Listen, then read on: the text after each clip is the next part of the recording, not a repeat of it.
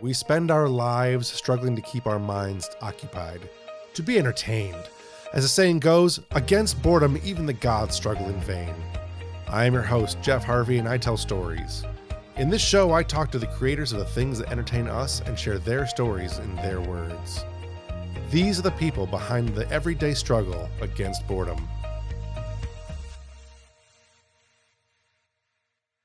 Hello and welcome to the very first episode of Against Boredom. I'm your host, Jeff Harvey, and as the intro indicates, this is a show where we talk to, where we try to tell the stories of the people who create the things that entertain us, from authors and artists, musicians and movie makers, YouTube creators. It doesn't matter. I'm interested in the story behind the people who do the things that entertain us. And I think this first episode, it's been a long time coming. It's a little bit later than I wanted it to come out. I had to put a lot of work into this, and I'm hoping it shows. I hope everyone enjoys this. And I know that there are some technical issues with this episode. We're going to resolve those in the future episodes, and I hope that you can bear with us for this first one because it's a good interview with one of my favorite musicians, one half of the Dynamite duo, Chris Phillips, part of IAMDYNAMITE, along with his music partner Chris Martin. They are one of the most dynamic, most genre-defying bands of, I think, the last 15 years or so. Their music is great. They perform live like very few bands I've ever seen. And I think it attributes to a lot of things that we hear in this episode, Chris talking about his hard work ethic and the things that motivate him going forward in his day-to-day life. I think that's a big portion of it. And I think if you listen to Chris's music and you listen to this interview and you can really get a sense of why their music is the way it is and who Chris is, not only through this interview, but through other interviews that have been done and through the music that you're going to listen to. There are links below. And again, there are some technical difficulties in this episode, and there's a lot that I edited out. So there's going to be a full length, unedited version of this episode going to be going up on my Patreon, probably the next week or so. If you like what you hear in this show, please support the Studio Tembo channel, which is my channel for creating all kinds of content that really appeals to my passions. Things like role-playing games and music and art and filmmaking, writing, all these things that are not just passions to me, but are passions for so many other people. And I want to be able to share those aspects of those passions with everybody else. So you can find us. There's a link tree in the notes below. You can support the show in any way you want. You can also find us at studiotembo.com. We're on Facebook. We're on all the places. Again, look at the link tree, and please consider supporting us on Patreon if you want to see more shows like this, new types of content that I want to create in the future that might interest you. And really, if you like what you hear and you want to help make the show better, every dollar that goes into the show, you'll see it on screen at some point. It's going to be microphones and cameras and film production. I'll be paying actors once I start getting some more film stuff going. Whatever, just check us out there, and please, if you have a moment, to support us. If you don't have any money and don't want to support the show that way, that's also fine. Just tell some people that you like the show and have them listen, and spread the word around. That's all I really need from anybody is just if you like what you hear, share it with somebody else, and they might enjoy it too. But again, in this episode, my guest is going to be Chris Phillips, and I think it's a great interview. And not much more I can say at the intro part. So let's just skip a lot of the frivolities and get right into this episode. It's a long one, so go ahead. My guest for today is going to be the one half of the incredible Dynamite duo, Chris Phillips. Chris from IAMDYNAMITE. Welcome to the show. Oh, thank you. You look amazing. I try. I showered today for you. It's for the best. This is the second time we've done an interview together, you and I. Oh, yeah. Yeah. Well, last time was you and me and Martin. Mm-hmm. And we were at Youmacon. For those of you who don't know, Youmacon is an anime convention that we don't talk much about beyond that. It is, we did a nice interview. It was turning out really good. I thought it was a really good interview, actually. It was a great, fun interview that lasted probably 2 hours too long. Yeah. Yeah. Well, the first hour of it was really good. And then we turned the actual recorder on. Mm-hmm. Yeah. So I screwed that one up. And then the second half of the interview went on way too long. And by the end of it, we were all kind of a little bit drunk. Yes. I was anyways. You hit it very well. No, it was, we definitely had overserved ourselves. Yes. Yeah. A bit too much beveraging. I mean, hands down, that had to be probably the worst interview you've been part of, right? No, it was actually one of the most fun ones. And we often think about it fondly. I mean, honestly, if I remembered any of the questions or the answers, I'd probably whatever. But yeah, it was. Yeah. There was a lot that happened that day. Yeah. That was a good one. But anyways, you are all over the internet. You got chrisphillipsdrums.com. And that is hard to find, by the way. And you're on YouTube, of course. You can find I'm Dynamite all over the place on YouTube. Yep. You've always got your own podcast going on called Boom Chuck, a drummer's podcast. It's pretty good. I've listened to a few episodes of that. I like it. And you can find that anywhere podcasts are given away for free. I found it on, I think, iTunes. Yep. You do a lot of interviews and stuff on that show. And you talk a lot about gear in that show. Yeah, it's a drummer show. Yeah, so, it's all about drummers with drummers. I am not a smart person. I feel like I am, but I'm also like, I have a music degree, so I can't really stretch out beyond, that. But yeah, I started doing that when, 2020 hit, the entertainment industry shut down. Yeah. Chris and I were not playing at all. We were writing and kind of re-upping what we do. But yeah, I was like, I should just do it. Like my friend told me I should do it. Everything should be whatever. I bought into Podbean as the host I use. And then I bought into that and it sat. Yeah. So then all of a sudden it was like, oh crap, I really actually should. And then, the summer hit and then I finally backlogged a bunch of recording and then started editing and started putting stuff out. So it was fun. In that one, you get into a lot of gear and stuff like that too. Like I had somebody ask me a question and they wanted this question asked to you. So I'm going to do it. Oh, what's your favorite brand of drumsticks and how often do you have to replace the sticks you're using? Okay. This is a great question. Okay. So, I have an official endorsement with Los Cabos drumsticks. It's a Canadian company. I use, when I signed on, I could pick whatever stick I wanted, right? I actually got the red hickory 5A and 5B. Those are stick sizes, right? Sure. I've switched to the red hickory 8A, which is a totally different stick size. It kind of is a little bit longer, which I like. When I would just buy crappy sticks and cheap sticks just to have them, I'd break them all the time. In a recording session, I'll break some every now and then, but honestly, man, like I haven't broken a stick cleanly it's been a year. Yeah. Granted, I'm not playing live shows yet. So right. There's intensity behind that obviously things happen. But yeah, the stronger wood of those sticks, I just think that has something to do with it. If you use some other stick, I have used just some crap sticks that I've had in my studio, and of course, crack, break, shred, whatever. These sticks don't budge, man. They dent, of course, like anything. But that's my go-to. Los Cabos Red Hickory. I've given some away to friends, and they say the same things. And they're with other stick companies, so I can't say who they are, whatever. But yeah, the way they're crafted, the way they're balanced. I'm sold, man. I love that company. I love everything they're about. Yeah. That's a great gear question from a non-drummer. That's good. Yeah.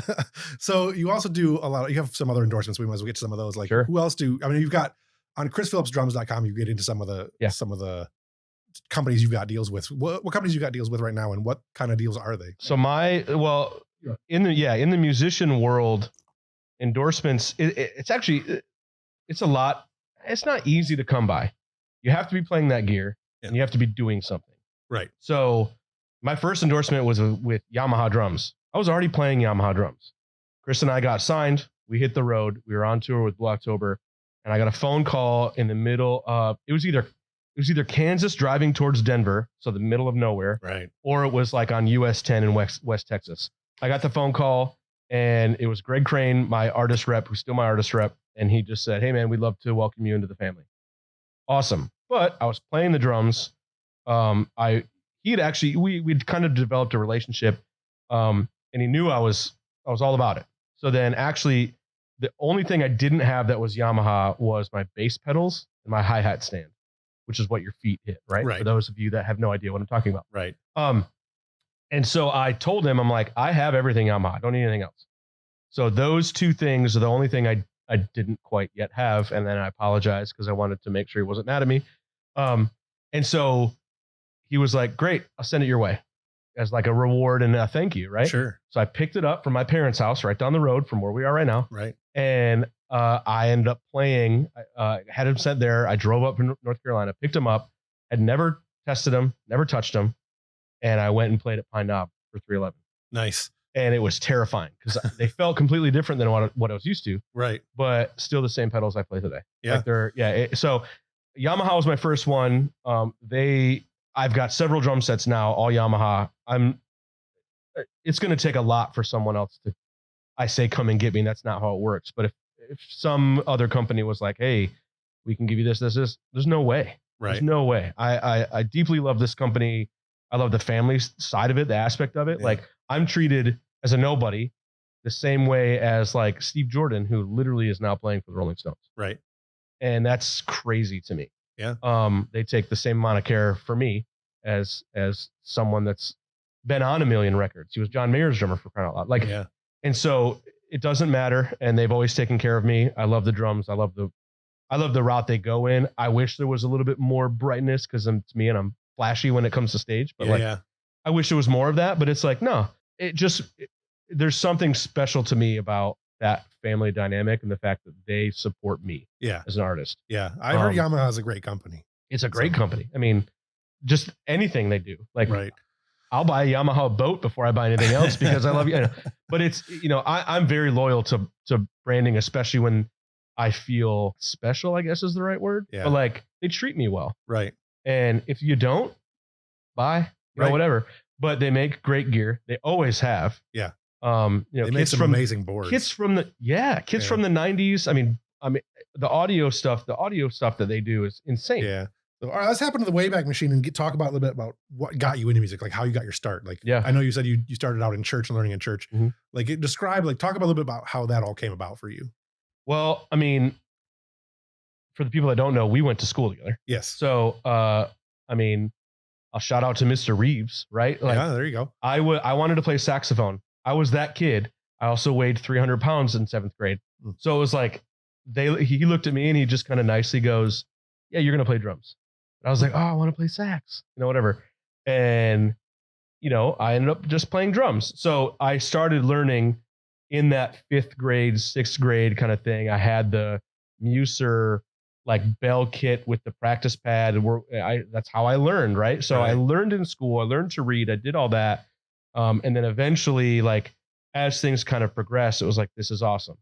Both my parents were musicians. My dad used to be a choir director in a church when I grew up, and then just ended up just being a musician. My mom is like a concert pianist. She just kind of is what it is now. She plays, whatever. But when she sits down to a piano after not playing for 10 years, she's still amazing. Sounds amazing. Yeah. So I actually have her grand piano, which is like amazing to me. And then it just turned into, what else could I play? Right. I did the piano lessons when I was a kid. I don't have the hands for it. Sure. Mr. Reeves must have saw that. So I just stuck to drums. Everything was great. Back in the day, because I'm old, like you saw the newspaper articles and somebody was selling a drum set at a garage sale. That's when I got that first one. So drove up, got it. And like 2 weeks later, I was playing at church with my mom on piano and like my dad singing. So my dad was actually the bass player in my first band. So we would go out and just play shows. And then I just started learning songs and stupid things. Like I learned Boys to Men from the Boys to Men CD. I learned Hootie from the Hooties. Like I just learned everything. Eventually being in high school, that's when Chris Martin and I met. And it was like, hey, we have a bunch of songs. You want to just come jam Rage Against the Machine? I said, yes, absolutely. So we started playing Rage Against the Machine in his basement. Yeah. And then, several decades later, look where we are. So it just kind of was always there for me. So you've obviously, you talked about Martin. You guys are in IAMDYNAMITE now. Mm-hmm. You guys have that going on for a while. Yep. And we'll come back to IAMDYNAMITE in a little bit, but what was your first foray into music? Obviously you have the church and stuff like that, but what other bands have you been in part of? And like, how did those experiences develop you as a drummer? Sure. Yeah. I was in a couple bands with friends. Martin was always kind of there, because of high school. So we used to play pet bands. We played Rage Against the Machine at like basketball games in high school. And then we'd always get kicked out, which is hilarious. But then it slowly kind of turned into, let's start playing.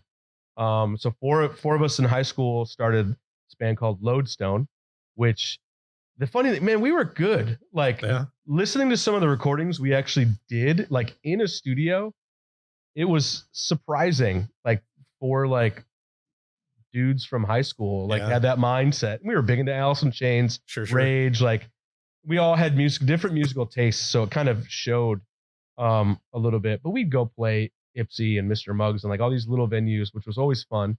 And then we talked about Campfire earlier when I got here. Yeah. We played Campfire and there'd be 250 people in there. Wow. And we're like 19 years old. It was crazy.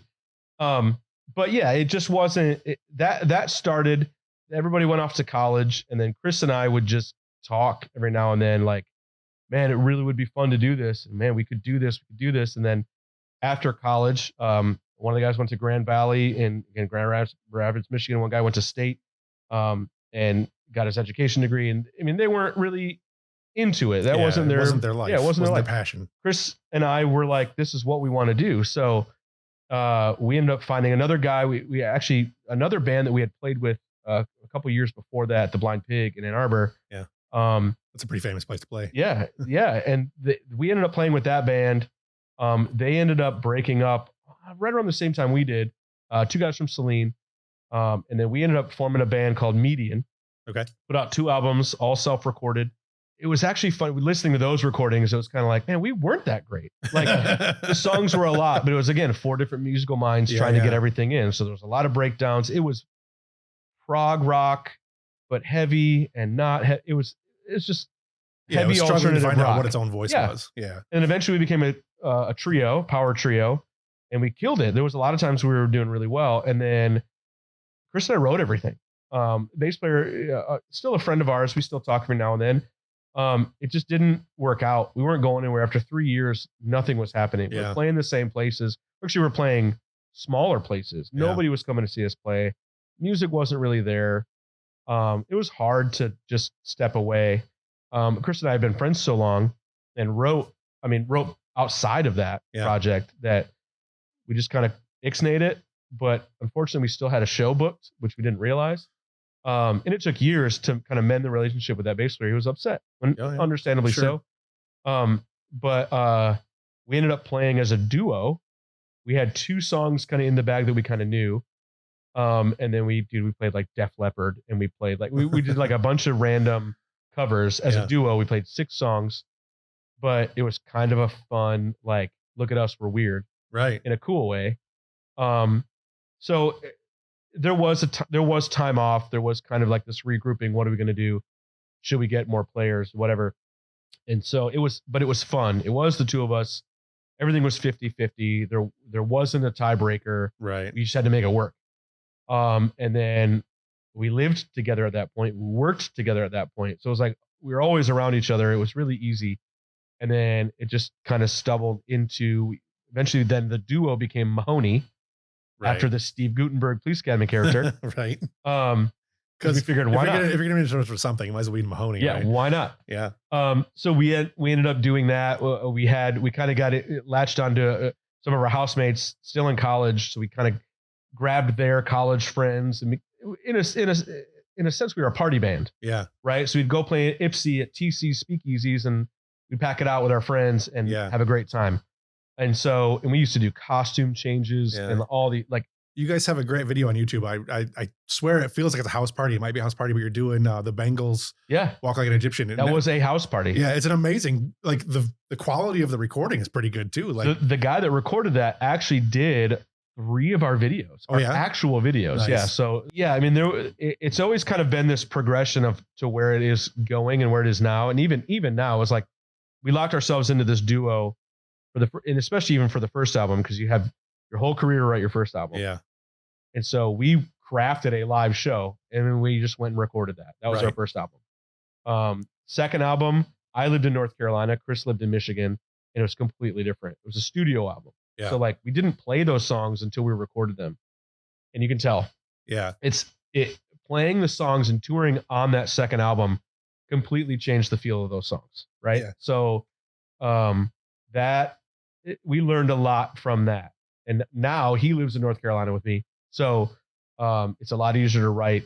We're crafting a different sound. We're kind of mixing we don't want to be in the box of just being a 2-man band with drums and guitar. Right.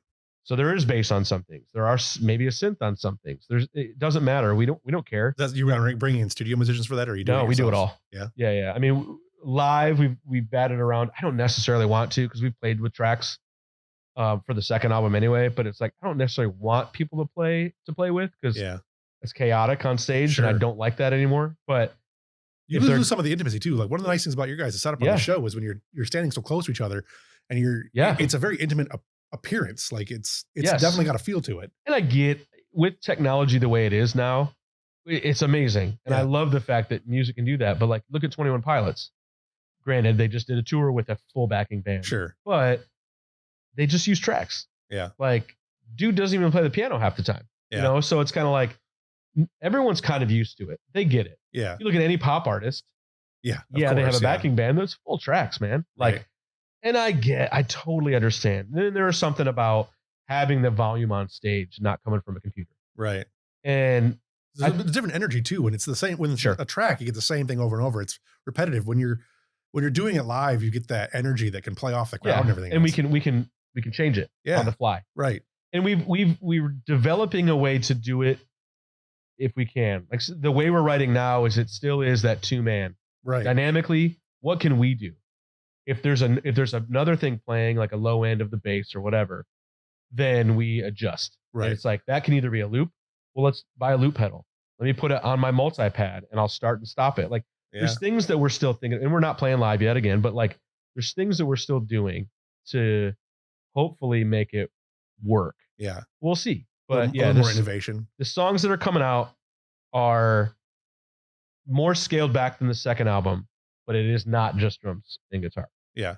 Dynamically, though, they're like A and B, like oranges and apples. They're totally different, but in a great way. Right. We're musicians, man. I don't care. Like, we're just not like, we don't want to put out the same thing all the time. It's boring. Yeah. You guys have done 2 albums. I was see if I can find my note here, but you guys did Super in 2012. You had Super Mega Fantastic, and in 2015 you had Wasatusa. Yep. And you guys obviously have innovated a little bit in your music, but funny as you said before, you've got some changes, and you got 2 new. Oh no, we got at least 1 new single coming out on April 8th, right? April 8th, 1 single's coming out. Yep. That's called Corner Street, and then that'll be out on all the platforms. And then later on in the spring, we're gonna do another one called Soraya. Okay. It was an experiment, man. Like not that we didn't know. It was like COVID really, it set everybody back, right? Yeah, yeah. But Chris and I were going to take a break anyway, and then kind of regrouping and saying like, okay, we don't have to have the stress of booking small regional shows. Right. We don't have any new product out. That's the first thing. You have to have product out, which is songs in this case, or videos or something, right? Right. Something to attract somebody. We had nothing, right? And it was just like, we can't go tour on the same 2 songs that are years old already. Right. So we were like, okay, let's write. And we actually had songs kind of in the bag that just eventually we playing them live. And we're like, this isn't hitting. Like, this is pointless. And then, so we ended up calling our label, kind of figuring out what we were going to do. If you know what recouping is, eventually they were kind of like, hey, we're really close to recouping both albums, which is huge, right? For an indie artist. And so they were like, we're not quite there yet, but in a way you almost got to spend money to make money. So they were like, whatever you guys want. We don't have to do it like a ridiculous number like we kind of done the second album, but like, let's just go in. We'll fly you guys down to Texas. We'll go to the studio, self-produce. Let's do it. So that's how these 2 songs came about. It was also an experiment. That's why we only did 2. And the way the music industry works now, there are still the bands that will put out albums. There are still the fans that will listen to albums. Mm-hmm. But dude, everything is single based. Yeah. It's kind of gone back to what it was in the 40s. But like in a cool way. Yeah. Like it's accessible right away. You can promote everything. Yeah. Everything's then got to be good. Like there's no misses. There's no albums. It really tend to be, there's the single. Yeah. Maybe another one and 8 more filler songs that some people will like, and some are just crap. Or you'll find that occasional gem in there, but yeah. And so people are just putting out more and more and more content, but no substance, right? Right. So the way we're kind of approaching the next year or 2 years is every 6 to 8 weeks, fingers crossed again, this is the plan, and the plans could always change. 6 to 8 weeks, put out a new single. Yeah. A single entails not just audio, right? But it's a video, it's new art, it's everything. Yeah. Everything again, just constantly reinventing. And we had to find that process, find a guy to mix, find mastering, find everything. Yeah. So finding that took a little bit longer than we wanted, but finally came out, and we're happy. This is the first time in a long time we've been happy with what's coming out. And the even funny thing is, we've not changed it live, but even playing it live again, it's like, oh man, we should have done that, kind of thing. There's actually a song that we did off Wasatusa. I'm letting you in on a little secret here. Sure. Song that we did on Wasatusa that, man, it just didn't get there, you know? And it was one of those tracks that we were like, dang, that sucks. We played it live a few times. It just never hit. Yeah. We knew why. The chorus sucked. Sure. And that was our fault. But again, we lived 780 miles apart. It doesn't work that way. Yeah. It doesn't. So we ended up, I think we're going to revisit that song and re-release it. Yeah. But completely re-record it, not edit what we did. Sure. Actually go back and do it anew. And do it way more live. Yeah. It serves itself better live. Well, you talked too about you have a whole lifetime to write your first album, and your second one is not that. So how did you get into the process? What was the creative process behind getting into the second album? So it usually starts with Martin thinks of the melodies, right? And then we arrange together. And then with that album, because we toured so long, 2.5 years on that first album. Mm-hmm. And then we moved, and it was not a mess, but it was just it was a lot. Like you couldn't just jam. I think the one song was written maybe, and that had fluttered away. And so he just sat in his apartment and wrote, but he didn't only just write like just the melody and stuff, but it was like, no, I wrote all this to this drum loop. It's like, oh, that's not what I want to play, kind of thing. Right. So there was a lot of back and forth with that. And eventually, again, the same thing. Like when we would start doing it, it got better and better. It was just getting to that point, getting over that hump. And it was a big hump to do. We were going to take some time off anyway, but then it turned into, oh man, we didn't make any money. Like, where's all of our money? And it comes later. Like that's the problem, is it always comes later. Yeah. And when the radio spins go down, your checks get smaller and everything starts getting smaller. So there was like 18 months where it was like, well, this is it. So let's go. And then when we did it, album came out, we were happy with it. Mixing and mastering went well-ish. And so eventually it came out. There was some hits, there was some misses, but we went out and back and toured again, and it just wasn't going well. No. And it was more of gas was high, hotel was high, had a crew to pay. Right. I say at home drama. It wasn't really at home drama, but it was like, we have to live, we have to eat, we have to provide for our wives and my kids at that time. And so it ended up becoming like more business minded, not just hit the road and go have fun. Which it always kind of was leading there. And man, it's like going out and spending 20 grand on the road. We're not going hungry, but at the end of it, you have nothing to show for it. Right. Yeah. So what's life like for the family when you're out on tour like this? Like you've got wife and kids, and Martin's got it. He's married now, right? Married now, he has a kid. Yeah. Yep, has a kid. So, I can speak for myself. I mean, I know Chris's wife too, but like my wife is very strong, and I would not be able to do this without her. Yeah. Chris's wife, same way, very strong, would not be able to do this without her grace, their passion, everything. But it is hard. It got hard as my kids got older. I have 3 kids. As my kids got older, it was harder to leave. And so, I mean, I like being gone because I can separate myself. And once I'm in the groove, I'm in the groove and I'm there. I'm lucky enough to, when this all started, I got my first iPhone, so I could still see my kids, which was awesome. But it definitely, you got to figure it out. You can't fight with your wife on the road. Right. It's just not going to work. You still have to plan. There was literally times where my wife would just be like, can't talk today. It's a crap night. I'm like, all right, I love you. Sorry. And I hang up the phone, and that's it. And that's hard, but you got to learn how to do that. It's gotta be great coming home though. It takes at least 24 hours because there was times where I literally would come home. I wouldn't even empty the van. I'd come home. I'd throw my backpack on the ground. I'd shower. I'd get in bed. I'd get woken up 4 hours later. Hey, you got to take the kids to daycare. It's like, and I can't be like, no. I'm like, no, you've done this the last 3 months by yourself. It's like, all right.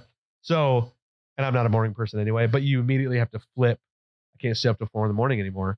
I got to go to bed at, 10:30, midnight just to get enough sleep or whatever. But it takes 24 hours for me to change. It actually is harder doing fly out dates where you fly to wherever, play a date, and you're flying home. That is harder than hitting the road and being gone. Yeah, for sure. I mean, you've been living the dream for a while. You've been the rock star lifestyle for a while.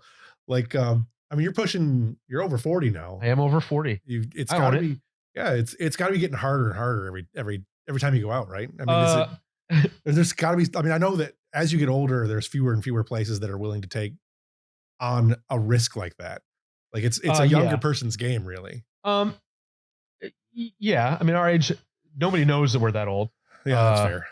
But now they do. Thanks. No, I'm just kidding. Just ruined it for you. Yeah. No, I mean, it is a younger man's game, but it is all about the music, dude. Like, Slash is what, 65 years old? Right, but he established himself a long time ago. He established himself a long time ago and definitely wears a wig. But like, but that's him. Yeah. Right. Like, it's to the point now. It's really all about the music. If your music is good, and really when you're playing live, the music can be good because people will listen to it outside of the live show. The live show needs to be good. You need to be a good performer. Lights help with that. Yeah. Fog sometimes helps with that. But like, but you can tell when somebody's not a great. I mean, I've been to a lot of concerts, and I've seen a lot of bands who are great, live or on tape, but they're not necessarily good in both. And that's hard to do. It's hard to do. It's hard. And so, you'll disappoint fans if you're one or the other. And I'm not gonna lie, man. We've definitely gotten messages before where somebody's been like, "You guys just didn't feel like you were in it." Yeah, and we're like, "Are you kidding?" Like, we don't like that, and we'll talk. That's us on Facebook and on Instagram. That's us talking. It's not somebody else. Yeah, and I didn't get to it with the guy, but it was like I sent him a message like, "Hey man, like this is Chris Phillips. Like if you thought, because a lot of times with the old stuff, or sorry, with the Wasatusa stuff, I say old stuff because it is old now. Yeah, it's old now. The Wasatusa stuff was full tracks. I had click in my ear, and there was times where like we were sick or doing whatever, and we're trying so hard. Yeah, and it was more just trying to be so perfect, and we'd close our eyes or we'd wear glasses, funny hats, something. And sometimes the sound would just suck. And we knew it. Yeah. It really gets in your head. And I forgot what show it was. I don't even remember, but I said like, I'm sorry you felt that way, but just so you know, maybe we were having an off night, but like not in our minds. We were trying really hard for you, and not like, don't do that. I'm glad you reached out, but I definitely was like, hey man, like we're trying. Like we weren't trying to come across that way. Yeah. The reason I closed my eyes is because I was trying to hit the right notes. Right. Like give me a break. Trying to focus. Right. Yeah. And well, you didn't joke the way you used to because I was concentrating. Right. And we said you've seen our jokes. Yeah. Like we didn't have any new jokes. It was cold, or I don't know what happened. Everybody has an off night. There was some back and forth, like healthy back and forth. And then eventually it was very close to being resolved. And I think eventually I said like, I hope to see you at the next show. And he goes, I think he said something like, maybe. I was like, what? If you're just going to be a dick, that's fine. Yeah, don't be a dick about it. But like, I wanted to do the old, I forgot what comedian I saw. And he was just like, I don't go to your job and knock a dick out of your mouth. You know what I mean? Like, I wanted to say that so bad, but like, I'm not about that. But it's also like, I want that guy to buy a ticket. Yeah. Because I want him to come, and when we're on and when we're having fun, I want him to be there. Yeah. But I guarantee that guy didn't go to the merch table and like watch us take goofy pictures and like sign funny things. So he didn't watch that because he was so just butthurt that we closed our eyes or something. I mean, I don't know. Again, I don't know. And if he listens to this, whatever. Yeah, you should feel bad. It made me feel bad. You hurt somebody's feelings. No, I mean, but it was a good, healthy back and forth. And I think, well, and you guys have had a lot of shows. I mean, you've done a lot of different things. You're gonna have off nights sometimes. Of course, yeah. I mean, I've been to a couple of your shows, and I know that. Don't say it. No, just kidding. I know you guys opened for. You've had some pretty big, some big opportunities. You've opened for Bon Jovi twice now. Yep. I mean, what was that like to be able to open for them? Terrifying. No, it wasn't terrifying. So. The first time was at Joe Louis Arena, near the end of Joe Louis Arena's run. Yeah, we were the last rock show. Yeah. I think the Chainsmokers were after us. Yeah, I think so. It was actually weird because we played that show, and then 2 days later I went to a hockey game, which was awesome. So our friends of ours that we had met throughout the years touring or whatever, they lived in Atlanta, and it was a contest. Yeah. And I was like, okay, they did it, and I was like, I wonder if we could do that. And I like half signed up. Yeah. And I totally forgot about it. And I just slipped my mind. I know whatever. Chris and I he lived in Grand Rapids. I was in North Carolina, and we talk every now and then. We weren't really writing. That was that time where he was working a full-time job. Yeah. Didn't know if we were going to continue to do this. There wasn't any shows on the horizon. Like we were just kind of whatever. Sort of a low point in the right. Yeah. And so my kids actually go to year-round school, which is weird. I don't know. Some people do it up here, but It's mostly a down there thing. It's a down there thing, but we don't need the 3-year summer. Yeah. It's always nice down there. Yeah. In paradise. Yeah. You said. So they were tracking out, which means that they finished their 9-week term and they had 3 weeks off. Yeah. And so the plan was to come see, grandma and grandpa up in Michigan. So we were coming up anyway. And all of a sudden the house phone rings. People are like, why do you have a house phone? Long story. We don't have to get into it. Well, so the Bon Jovi can call. Yeah. It's like my bat phone. It's Live Nation. And I was like, that's hello? A good reason to have a live phone, yeah. a home phone. Hey, this is Steve or whoever from Live Nation. Trying to get a hold of somebody from IAMDYNAMITE. And I was like, this is Chris. Like, can I help you? Like, because we've done Live Nation stuff in Charlotte or Raleigh or whatever. You can't do anything without it. I mean, Live Nation's everywhere. Yeah. And all the big shows we've done, whatever. I just thought maybe I really thought it was like House of Blues or Fillmore down there asking us to open or something. He was like, we've been trying to get a hold of you. You don't check your IAMDYNAMITE email very often, do you? And I went, we have an IAMDYNAMITE email? Well, that's how I signed up, right? I went, I guess it's not on my phone. What's going on? This is, again, Steve or whatever his name was from Live Nation Detroit. Yeah. You guys won the contest. You're opening for Bon Jovi. And I went, oh, this is awesome. Cool. And I logged onto my computer and I look and I'm like, oh crap. Like they sent us 4 emails. I had to get a notarized letter. I just signed all this stuff because it was a very tight, secure thing. It's a big band. They're huge. But they also don't know when they're getting the local opener, quote unquote. They don't know. Yeah. But it's a dry backstage. No drugs, no alcohol. Yeah. I can see that. Well, they're recovering addicts. Yeah. All of them are. Yeah. And so they were basically just like, you will have us, we'll feed you. You have a certain time to meet John. Yeah. That's what I call him. No. Yeah. My friend John. Yeah. And then you play your show. You have 20 minutes. Yeah. And then you pack up your gear. You go park in the parking lot and we'll give you tickets. And you're not coming back. Right. It was like, okay, understood. So fair enough. I called Martin.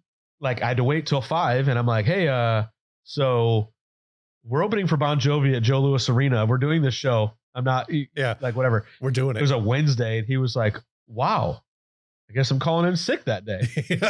Okay. So we ended up leaving that night. Also trying to sell my house. Yeah. Yeah. So house was I'd do a bunch of cleaning and all this stuff. So we ended up packing up our suitcases. We left, drove up to Michigan. We had an acoustic rehearsal in Grand Rapids. And then we did a half of a rehearsal. And then we played in front of 12,500 people. Yeah. Or more. And it was like, okay. And it was, when I say it was terrifying, we just weren't ready. Yeah. We were uncomfortable. We hadn't played together in 3 months. So having sat in the cheap seats in that one, because it's Bon Jovi concert, I'm still getting cheap seats. Yeah. We came down to see you guys. Yeah. That sucks. But anyway, we were up in the back there and there was I'd probably say 9,000 people in there when you guys started. And by the end of it, people trickling in because you guys are the opening show, Yeah. But you could hear, I actually heard somebody who the fuck is this? Yeah. And after about, I don't know, probably your third song, I swear to God, everybody was clapping along. Everybody's really into it. You could feel the momentum shift. You could do it on guys' stage. favor. Yeah, you could do it on stage too. Yeah, could you? I was gonna say, because what does that feel like? What's that experience like? I mean, I've been on stage, but I've never been on stage in front of that many people. That has been our entire IAMDYNAMITE performance. Yeah. We always, because when we started, we dressed stupid. Yeah. I used to wear flannel wool pants and the tightest shirt I could possibly find. I'm a big dude. Yeah. Martin would wear a bow tie and look like a milkman. And we'd show up and we'd go play and people would be like, didn't expect that. Yeah. We played with, we went out, first big tour was Blocktober. They're label mates of ours. And it was people just didn't know. The chatter happens. They kind of know, but then you go out and you're like, from the first note, people start paying attention. Yeah. And even if it's got there for half an hour, we'd go balls out for half an hour. Yeah. And so then we'd go, when we went out with Sum 41, it was a totally different crowd. Yeah. We're not a pop punk band, but they picked us to go out. So we went out. We didn't turn ourselves into a pop punk band. We leaned that way. Yeah. We jammed out a little bit more, went a little faster. And it was just people were a lot of what is this band? We didn't change. Eventually got to the point, I'm friends with those guys. Yeah. which is awesome. Yeah. I played. So it got to the point where for the Pain for Pleasure is one of their songs. The drummer Steve-O would come out and sing. And it eventually got to the point I ended up going back and playing drums instead of their tour manager, Dan, because he was sick of it. He had done it for years. Yeah. Yeah, you do it. All right. So the last like 4 shows, I went and played with him, which was crazy. Nice. But it's just more of the music fit. Yeah. We had mosh pits. We don't have mosh pits. And so that was fun. And we gained a lot of friends, a lot of fans on that tour. And a lot of them were kind of disappointed in that second album afterwards. Yeah. But then we played with Fits and the Tantrums. People loved it. Yeah. And it's just kind of like. Kind of genre defying. Yeah. And then we go out and play with freaking Bon Jovi and people are like, oh, okay. Yeah. And we played 2 songs off Wasatusa and 2 songs off Super Mega Fantastic. Yeah. So we kind of did both. A lot of behind the scenes stuff happened. And then eventually Chris calls me and is like, this is so dumb. Like the fact that we could go do that with no practice and then go back be to day totally jobs. uncomfortable. And then I had to drive back to Grand Rapids so I could go back to work. Yeah. He literally had a job interview 10 days later, drove down to North Carolina just to get him down there. Yeah. The plan was he gets down there, works, we build it back up, he quits his job. Yeah. We're close. I mean, he did quit his job eventually. COVID sets you guys back a lot, I would imagine. No, we got to writing, we refocused. He eventually ended up quitting that job that got him down there. Yeah. And it's all students. Like we're still teaching. It's still all music. Yeah. But it's the band is still number one. We're still going to push. And it took a minute, but and COVID hit obviously. So it took an extra 2 years, but yeah, now the push is going to happen. It is changing. We're not going to do an album. It is going to change. But the funny thing, you said we did it twice. They called us again. So they're in Raleigh. And I don't know who found out, but we lived in Raleigh at that point. Yeah. So, I mean, it was almost a year later. So like 10 months later or something like that. Same thing, man. Live Nation sent finally our management an email. Yeah. And it was like, I had to call Martin to go, I didn't say anything.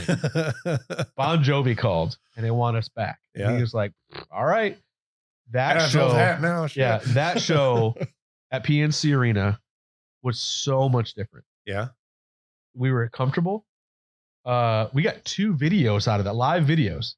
One was posted, one wasn't. Yeah. But they recorded it. They all watched. Like they remembered us. It was like the crew. Like they were like, oh, you guys again. We love you. Yeah.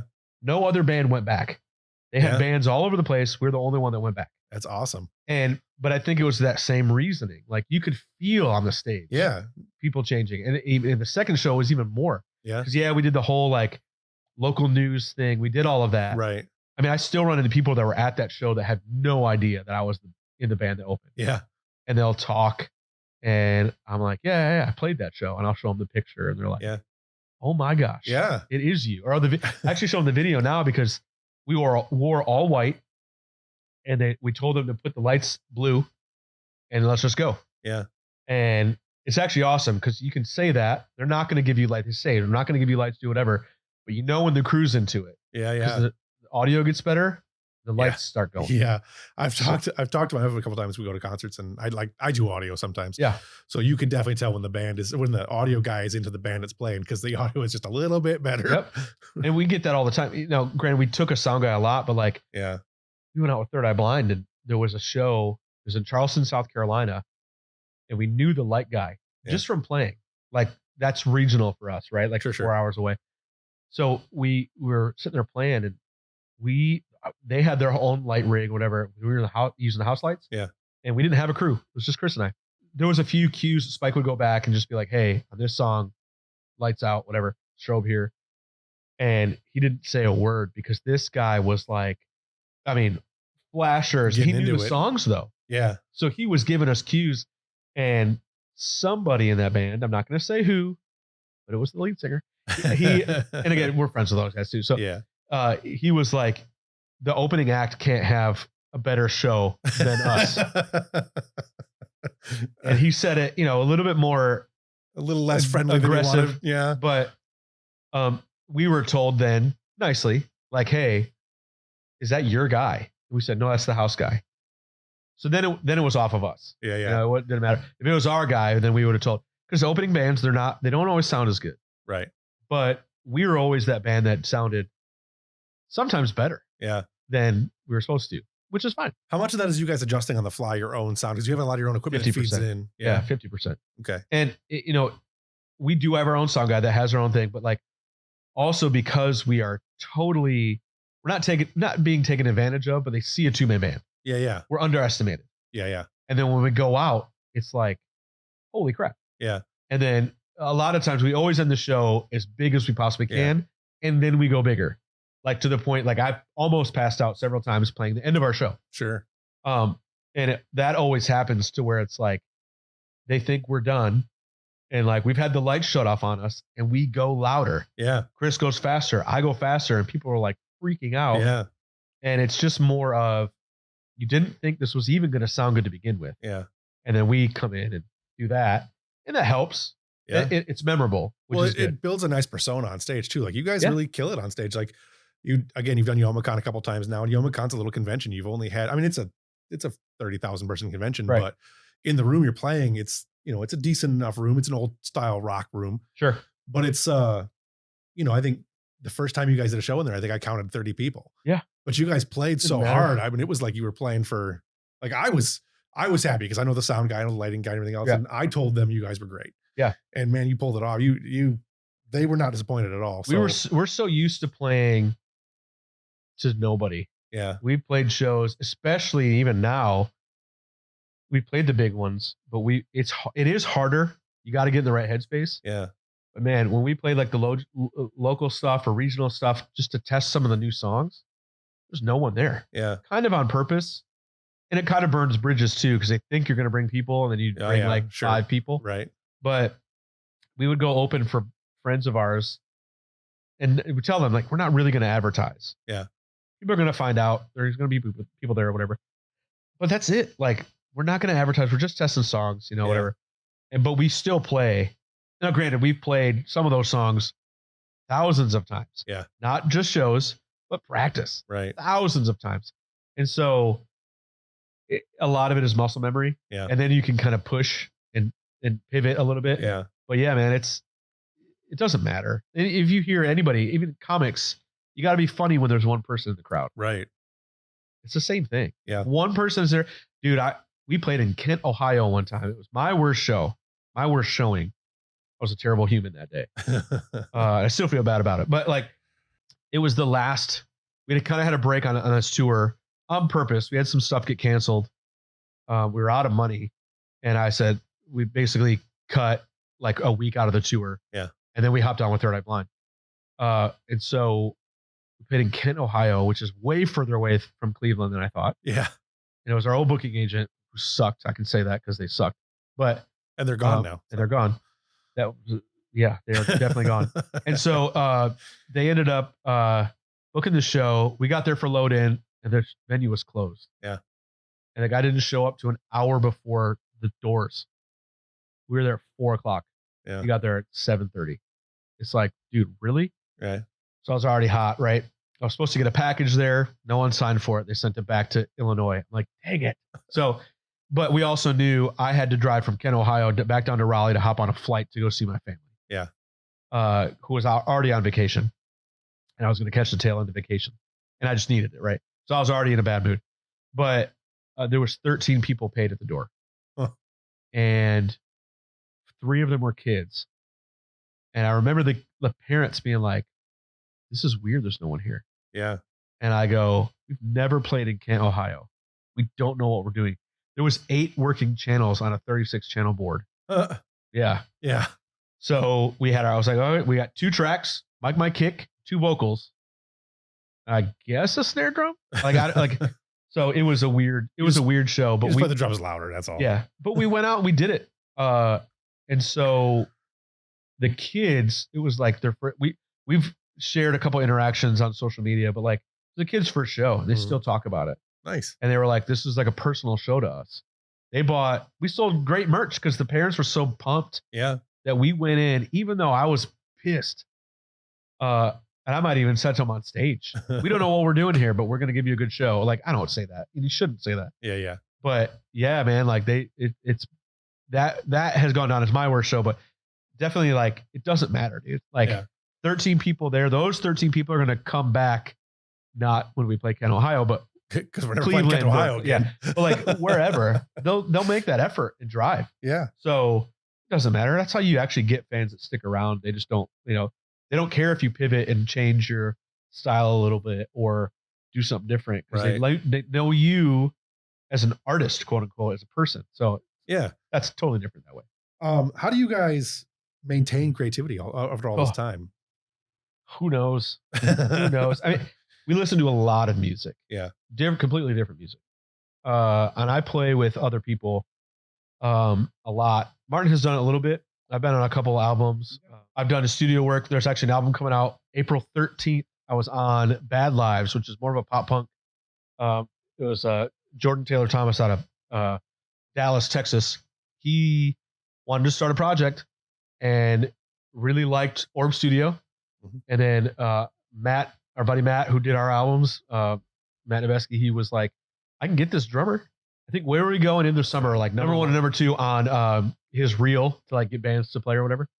And so he was like, if you can get that drummer, that'd be great. So dude flew me down there and I played on his album, his whole album, which I'm only on 5 of the songs. He's got a drummer. She's awesome. But his whole album is coming out April 13th. But yeah, so I've done more creative outside of the band, but it is all about listening to music and stretching ourselves. And teaching does that a lot. We have countless students. Yeah.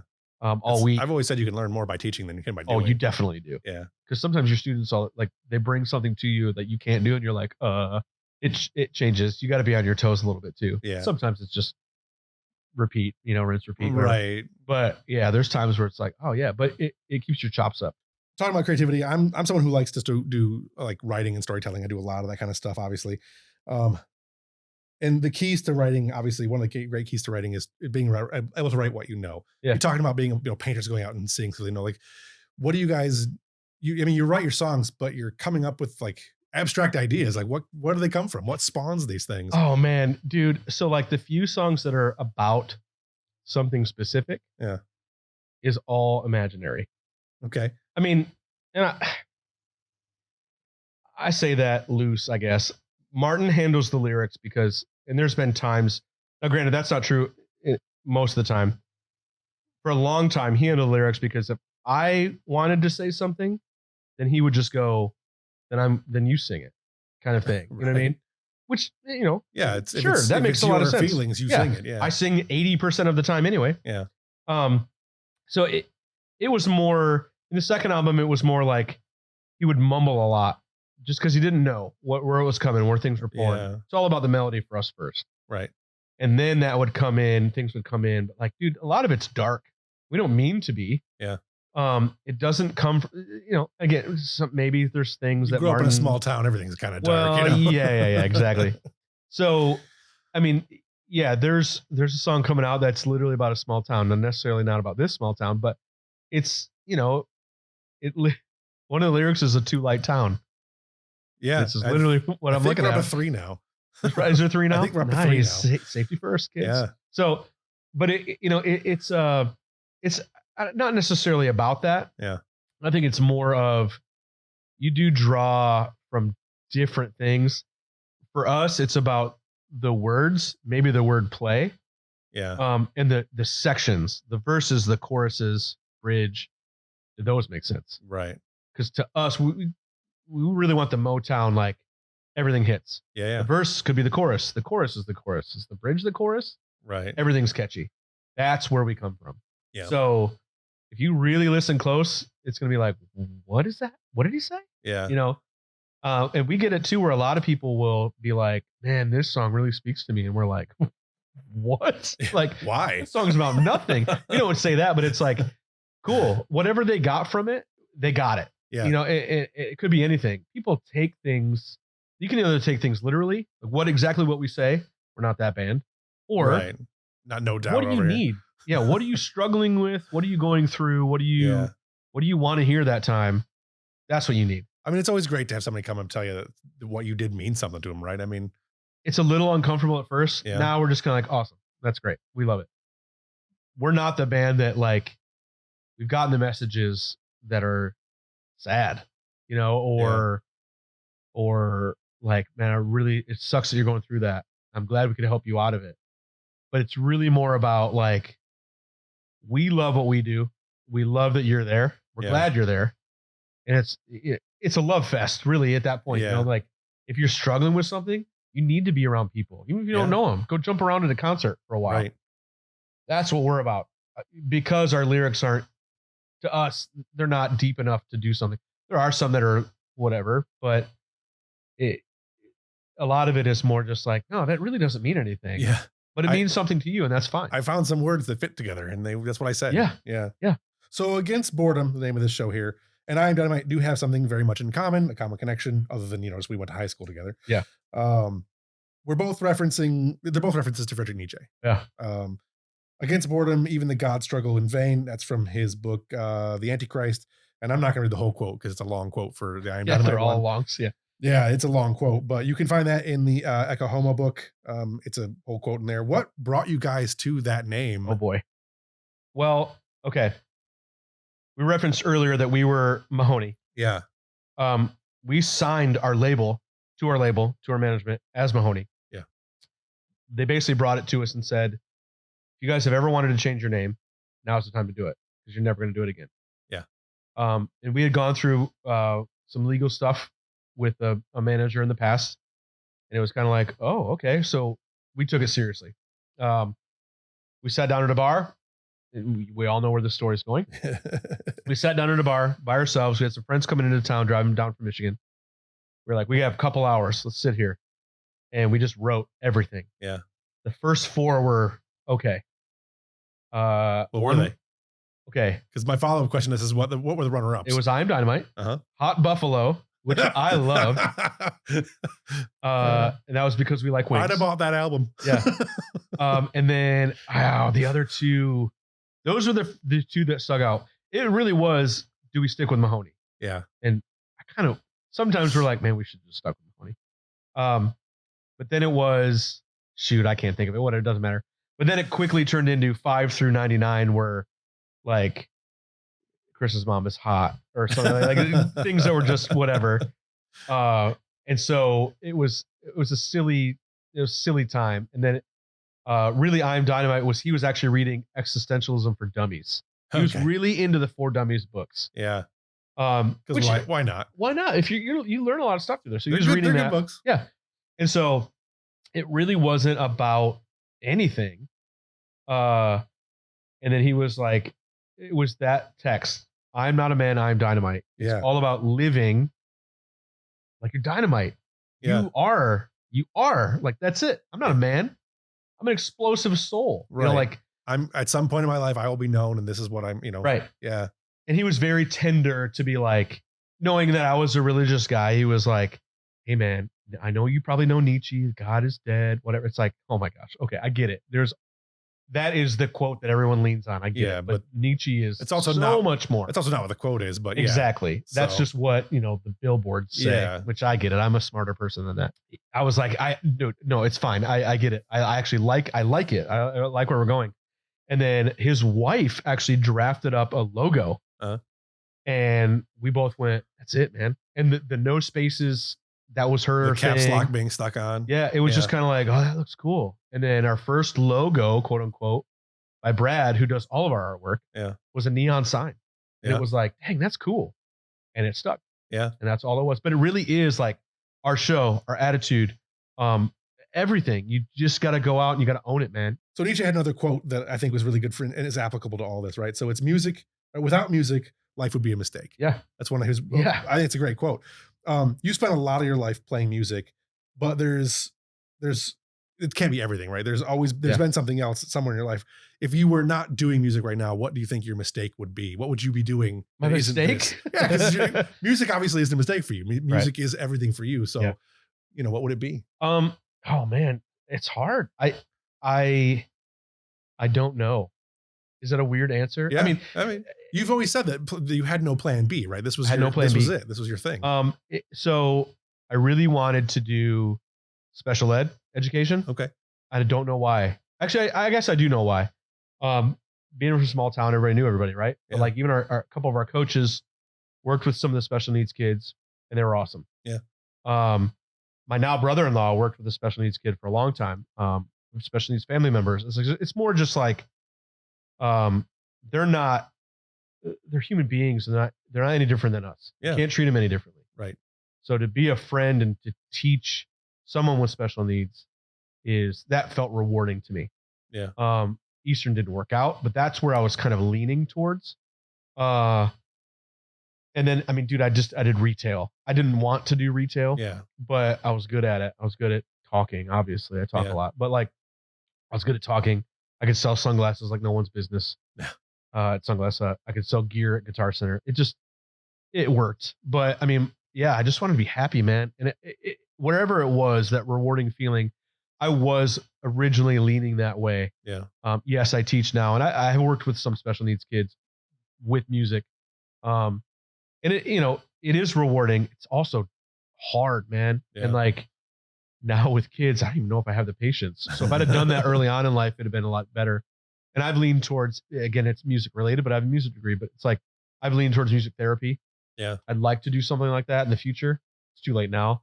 Like, it's not too late now. I get that, but I'm not going to start a new career. Yeah. That's something I've thought about going to get my master's. I've reached out to a few places, but like, it's not a master's program anywhere. It's just, and you can only do music therapy. This is what's weird. If anybody at a school listens to this, let's change this. You can get music therapy degrees in voice, guitar, or piano. Yeah. But not drums. Not drums. But I feel like if you go into any old folks home that is using music therapy, they're doing like the sticks on a bouncy ball, and like they're doing percussive things. Well, it's such a fundamental thing too. The sound of drums. Yeah. It's so, I mean, it's primal. Did you watch The Sound of, no, it's not The Sound of Music. Oh my gosh. I have seen that one once or twice. Is it The Sound of Silence with Raj? Crap. It's the Amazon one where the drummer goes deaf. No, I don't The drummer in the punk band goes deaf. Dude, it is an amazing movie. Yeah. I watched it, and it was like, he ends up going deaf. Yeah. And he was a punk rock drummer, and his life completely changed. Yeah. And he fell into this. He had to learn sign language. He had to immerse himself in a culture that he knew nothing about as an adult. Right. And it was like, even though he couldn't hear anymore, he still was playing. And there's a scene where there's a deaf kid leaning up against the metal slide while he's playing a beat. Yeah. Nobody can hear anything, but they feel it. Yeah. Yeah. And I was like, oh my gosh, that's awesome. Yeah. One of my greatest experiences, like we do a lot of Ren festivals, or I used to do a lot of Ren festivals. And at the end of the shows in the Michigan Ren Festival, they'd do this big drum circle, and they'd walk the whole grounds, the whole parade grounds during the drum circle. And you could feel it before you could hear it. You could feel it shaking the ground. Yeah. And it was one of those things like there's a connection to something primal. Yeah. It's it's the oldest instrument. Yeah. She's got the movie name. Oh, what is it? The Sound of Metal. I was close. Yeah, there you go. The Sound of Music. Yeah, see, that's what my researchers are for. Thanks, researcher. You're great. Yeah, The Sound of Metal. Anyway, just go look it up. It's actually a great film, music related, which is cool, but it's a great film, and dude killed it. Yeah. All right, so you've been doing this for a long time. You've been doing music since high school. You've been doing IAMDYNAMITE for several years. 2008 you guys started, something like that? 2000, well, technically 2011. Yeah. Okay, something like that. What does success look like for you guys? Like what does the future hold for you? What to you is a win? We know this answer. I know this answer. We talk about this a lot. We don't care about fame. Yeah. We don't care about fortune. It would be nice. Sure. We want to basically like a 9-to-5 career salary. Sure. That's success to us. Okay. If we can provide for our families on a yearly basis, we're golden. Yeah. Isn't that weird to say? I mean, I get it. It's one of those things, but and you have to measure success in certain ways. Like you have to measure it like that. I literally didn't make any money last year. Yeah. I mean, I did, but like with the band, we basically didn't make any money. Right. It would be really nice to have not even a steady income, but like if we can be creative and not have to worry about anything else. All we got to do is write and record and play well. Right. That's success to us. So if fame and fortune comes with it, awesome. If it doesn't, okay. as long as we can hit that bottom line. You've referenced R&B and Motown and stuff like that. Like, what was your primary inspiration for the music you guys do? Or is it just kind of like whatever you like to do everything? Dude, it's everything. Yeah. It's everything. Martin listens to a lot of indie stuff, but like kind of, it's weird, man. Everything's so blurred now. Yeah. There's not pop, rock, country, indie. Yeah. It's all blurred. Yeah. It's all kind of the same. But we try to find the weirdest bands. Yeah. And like them. He's really into this band now, Ice Age. Okay. Which again, great band. I love that band. Yeah. I try to listen to more of not who would be quote unquote competing with. Yeah. But what's happening right now. Yeah. What's in your scene? Yeah. Yeah. Radio. There's no good alternative radio station in Raleigh anymore, which is a huge bummer. They just switched to freaking 90s pop. Right. So I'm like, come on, I get it, but oldies. Right. So there's a local station which is really awesome, but it's very North Carolina forward. North Carolina has their own kind of sound that they've grown. We are not that. Yeah. But then there's like I have Sirius, right? So I'll listen to like XMU, All Nation, most of the time, but like XMU, some other things. I'm really an ESPN guy, but like we really try to find anything and everything, dude. Right. Like there's times where I just like listening to freaking, I don't even know, like piano concertos. What's the best band that really nobody's ever heard of that you love? Like that you personally? Oh, wow. I'd have to get my phone out. Like I recently rediscovered Hailstorm, which is a band I had forgotten about. Yeah. I love them. Oh man. I love the lead singer. Yeah. I actually, I keep hearing different things that are coming back. I was always a big fan of Alice Genius. Okay. And we played with them and they're very well known, but like they did a bunch of stuff through COVID. They were separated. A lot of the guys were in LA. The lead singer was in Australia, where they're from. Right. And they did some crazy stuff, like not even virtually, but just the stuff that they ended up doing was really cool. The guy that did our album, Jake Aaron, he ended up producing a record by Lorraine. So it's L''Rain. It's weird, but in a beautiful, amazing songwriting way. Yeah. We're both, and that was one of the reasons we picked him, and we got to work with him, which is amazing. But yeah, Snail Mail band, she's blowing up right now. He did a lot of her stuff. Yeah, it was very much like that indie kind of clean rock, but still heavy. Yeah. You don't hear that anymore. Right.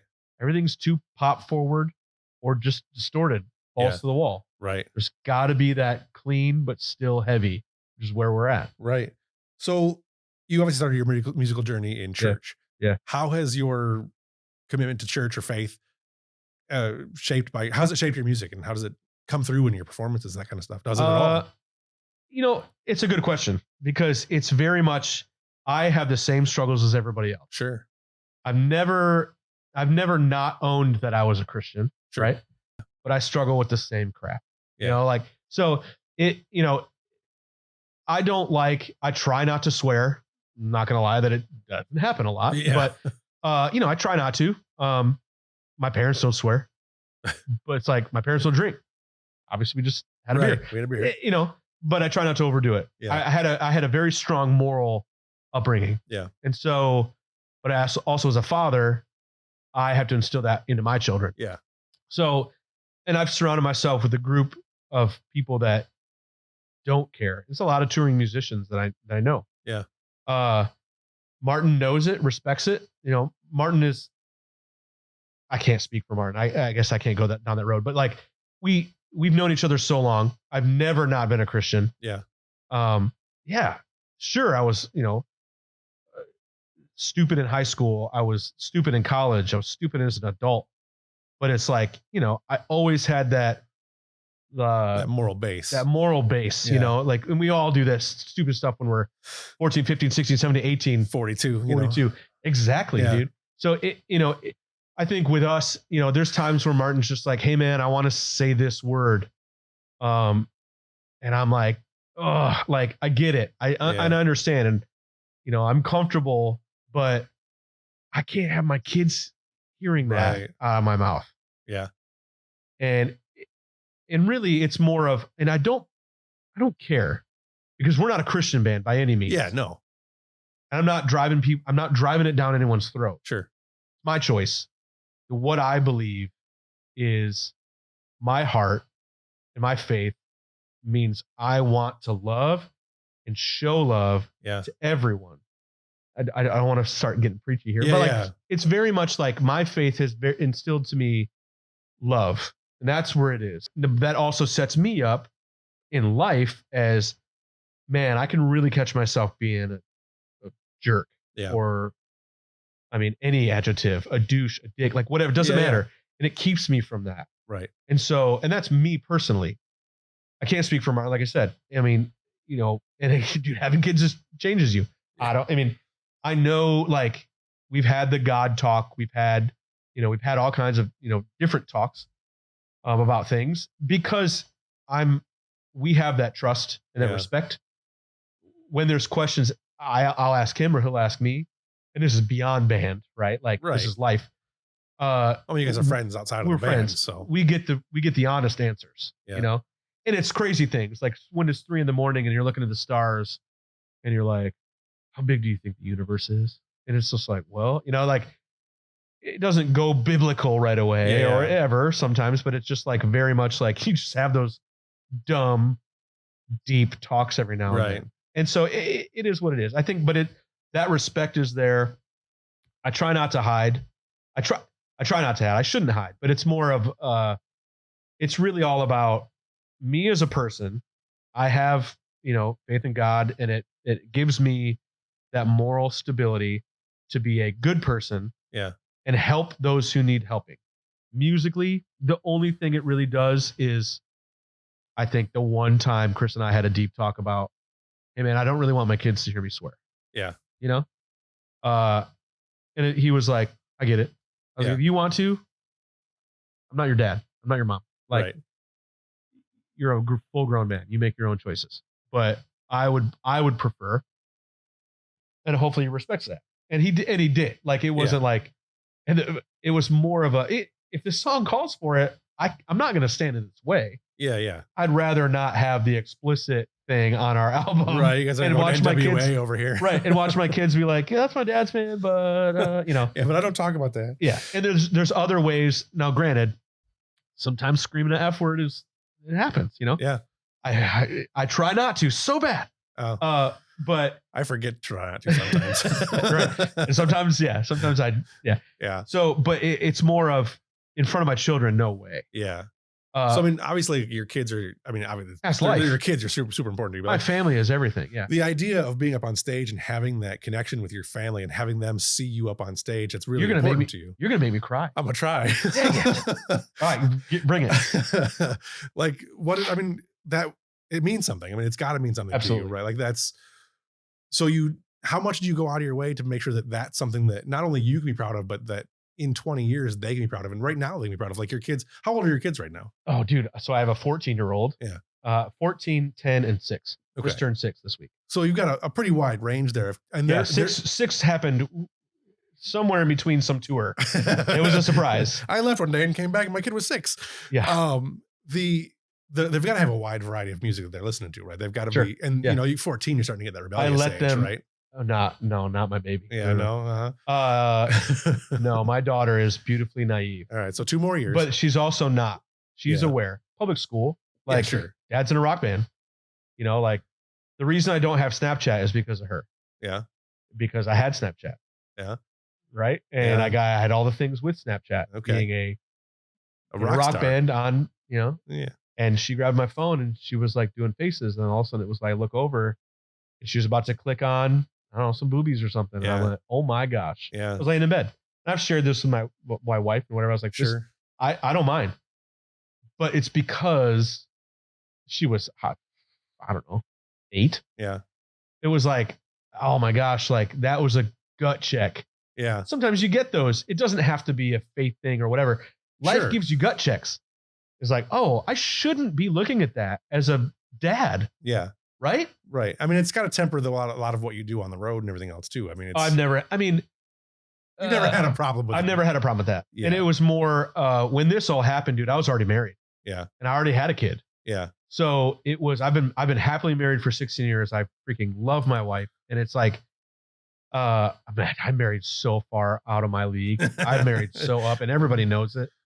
So it was hard work getting her. No, I'm just kidding. But I there's pins. Yeah, we've got pins. Yeah, yeah. So it was you know, it was never an intention. Actually, when I started dating my wife, I'd met her a long time ago. 1999 is when we met, and then we kind of stayed in touch through college a little bit. And then we lost touch. Both had terrible relationships in college. And then, no joke, it was like AOL Instant Messenger reconnected us back up. Yeah. It was running in the background. I didn't even use it anymore. It was running in the background. And Chris and I just got done practicing with the band we were in. And I was messing around online or promoting a show or doing something. And I was like, dude, I broke up with my girlfriend. Finally, I'm going to be a creep. I want to do this. I want to have fun. I want to spend the night at some strange, whatever. I want to wake up in beds I don't know. I wanted to be a creep. Yeah. That's literally what I say now. Back then it sounded awesome. Yeah. And it sounds awesome. Right. And we always dream like, oh man, if we were single, you know? Right. But no joke, as I'm like promoting that show or doing whatever I was doing, the thing popped up. Yeah. Accept message from, I still remember this, Home/24 was my wife's AIM thing, which is amazing, right? So I was like, oh my gosh, yes. So I hit yes, and it literally like 1999 happened again. She was like, so random. You're the only one on AOL Instant Messenger right now. And I was like, what's up? How you been? Blah, blah. She was like, I just got back from college. I'm going to work at this summer camp. Like same thing that happened in 1999, right? Yeah. And I was like, oh my gosh, divine intervention, maybe, circumstance, maybe. She was literally getting her resume off her college computer. It's the only reason she turned it on. It has never been turned on after that. Yeah. So it literally was, I was on at that time, and it worked. That was the plan, right? And I was like, this is the plan. I'm not letting it go. Yeah. A year later, we were walking down the aisle. Nice. So it was like, that was it, man. She was it for me, and I knew it and going in. So that happened early on, full support. And there's been times, I'm also beautifully naive. There's been times, so many freaking stories, but like, I remember we had just gotten signed. We're still playing small clubs local before things kind of blew up, playing in Grand Rapids, and word had started spreading. Like big things were coming.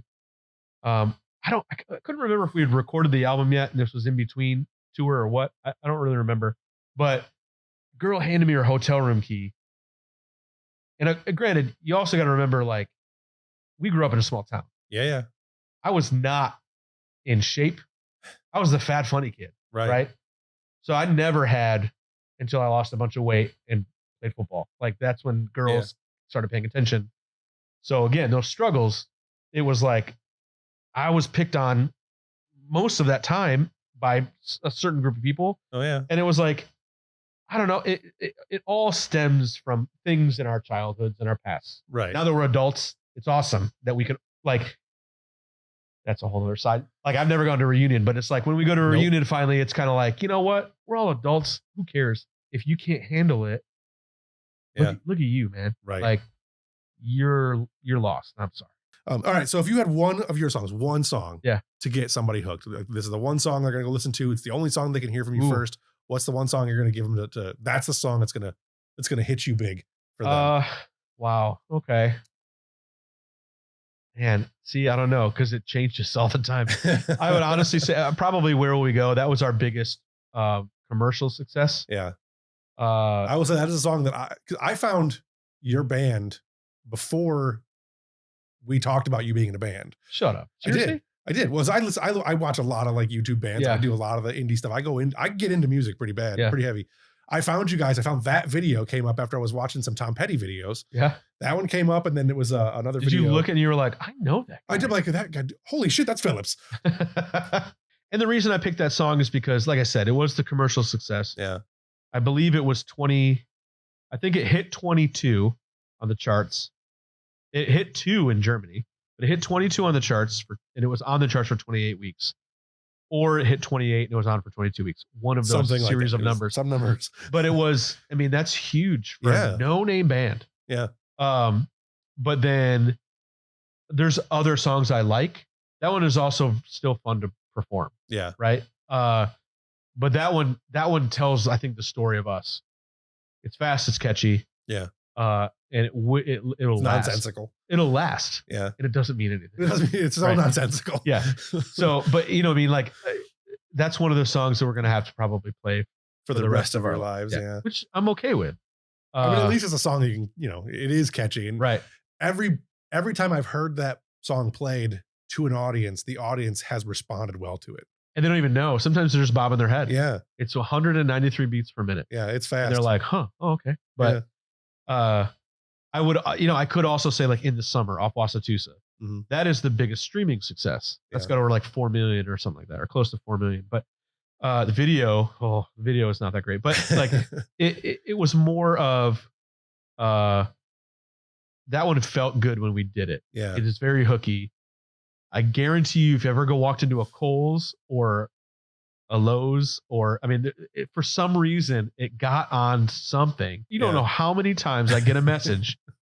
Hey man, I'm at Kohl's, and literally it's like I'm on at Kohl's, and that's cool though. That awesome. Means I make like 7 cents every time that happens. Yeah. So there's a lot of Kohl's out there. Yeah, well, not as many as you'd think. As many as I'd hope for. But yeah, I think there to be more Kohl's, and they need to play it more. But I think that's cool because like we've also been that band that's like we'll go and play, and we'll either play In the Summer or where we go, and people are like, oh, you're that band. Oh, now I know you guys. Yep. Okay. And like they don't know anything else, just one of those two songs. But Where We Go was the first one, and that is more fun to play. Yeah. In the Summer is so high. Yeah. And it's so hard to sing. But it is what it is. But it's still that one like. So what of all your songs you've done so far, which one has the most meaning to you personally? Oh yeah. Probably I say Stereo's as old as my daughter, right? The day after my daughter was born, I went and filmed the first music video for that Marty did for his project at U of M. Mm-hmm. So we were not IAMDYNAMITE. We were barely Mahoney. And it was crazy to me. Like she was born, like I watched a kid come out of my wife. And then the next thing I'm like spinning on an exercise ball wearing a headband. Like that video is out there, I think, somewhere. But that was that first, like, I think that one, I every time I hear that song, I just think in a good and bad way, like, man, the song is so old. Yeah. Didn't age as well as we wanted it to. Some people love it. But yeah, Where We Go is probably that one for the earlier question. But yeah, this is more of a memorable one, I think, for me, is that for sure. So music has been plan A, did all these things, but it can't be the only thing, right? You have any hobbies? What hobbies do you have? Or is music your only hobby? I mean, it is a hobby, which still means it's fun. Yeah. Because my kids are getting older, I was always a Lego nerd, right? Yeah. Oh yeah. So at some point I sold all my Legos. When I told you I could get deep sometimes. So when my uncle passed away, a long time ago, for some reason I decided I wanted to build all my Legos. Yeah. So I got them from my parents' house. I had all the instructions and I built all my Legos. A huge town in my basement in Ipsy, right? And then I was like, oh, what am I going to do with all this stuff? Okay. So I sold them all, which I shouldn't have done. I didn't sell all of them, but I sold a lot of them. But it was a family. I made sure I sold on Craigslist to a family. It was 2 boys. Yeah. They weren't rich, but man, she made their Christmas, right? Oh yeah. Which I'm cool with. So also I had a baby and I didn't know if she was gonna be in the Legos, whatever. Everybody's into Legos. Yeah, I know. So then of course, then I got into like the cool big Legos. Yeah. So I got the cool, every now and then, if something big happens, I'll get a big expert Lego. Yeah.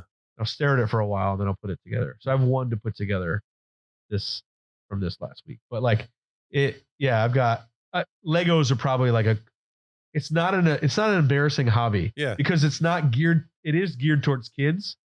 Well, but also is geared for adults. Like beyond that, it's a creative hobby to have. If it's, I mean, if you're gonna, I can't even.